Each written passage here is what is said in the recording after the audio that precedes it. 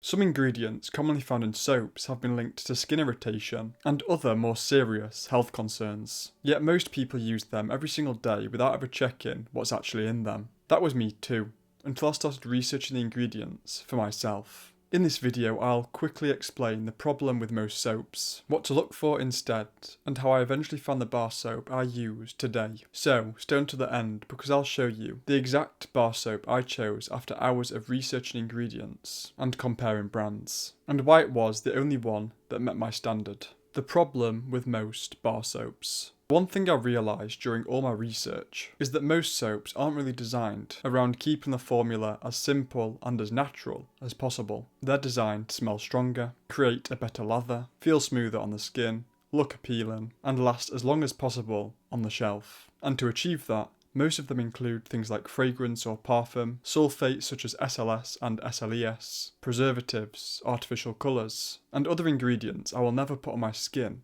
now that I know what I know. For me, this became personal because I have quite sensitive skin, so I tend to notice pretty quickly when something doesn't agree with me. I used to get dry, cracked hands, rashes, and an itchy scalp at different points over time, and at first I just thought that was normal, like that was just how my skin was. But the real shift for me came when I first read a book called Never Be Sick Again. I'll link it in the description, as it's a book that in my opinion everyone should be given at birth. That book opened my eyes to how many everyday products can contain ingredients most people never really think about, so I started looking into things properly myself. I went through the products I was already using and actually checked what was in them, and what I found was that most of them didn't really match the standard I thought they did. When I eventually switched to non-toxic alternatives, those problems I had with my skin disappeared.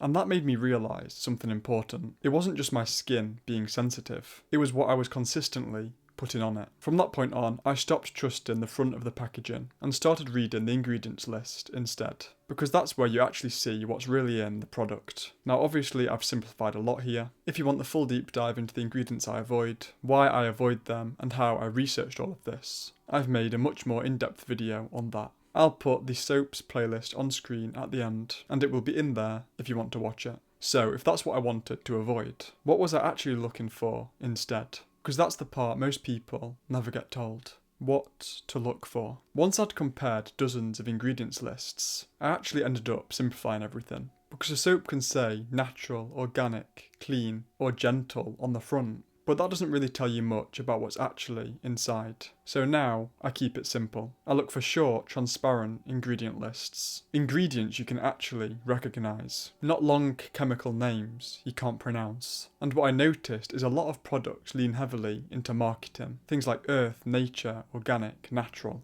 But when you actually look at the ingredients, it's a completely different story. When I was in so-called health shops looking at soaps, sometimes I'd read the label and honestly just laugh to myself, because it had nothing to do with what the front of the packaging was suggesting. So my focus shifted. Simple ingredients, clear transparency, and nothing unnecessary added in just for look, smell, or a better feeling lather. If a list is overly long or full of complex chemical names you can't easily recognise, that's usually a red flag. I'll put the list on screen now of all the ingredients I personally avoid, so you can pause and screenshot if you want, because for me, the biggest mindset shift was this. I stopped trusting the front of the packaging. The ingredients list is what actually matters. And after comparing brand after brand and reading a ridiculous amount of ingredient lists, I kept coming back to the same one. And honestly, that surprised me, because after everything I'd learnt, it was the only bar soap that consistently met the standard I was looking for. The best non-toxic bar soap. The bar soap I chose and still use today is Dr. Bronner's 3-in-1 Tea Tree Pure Castile bar soap.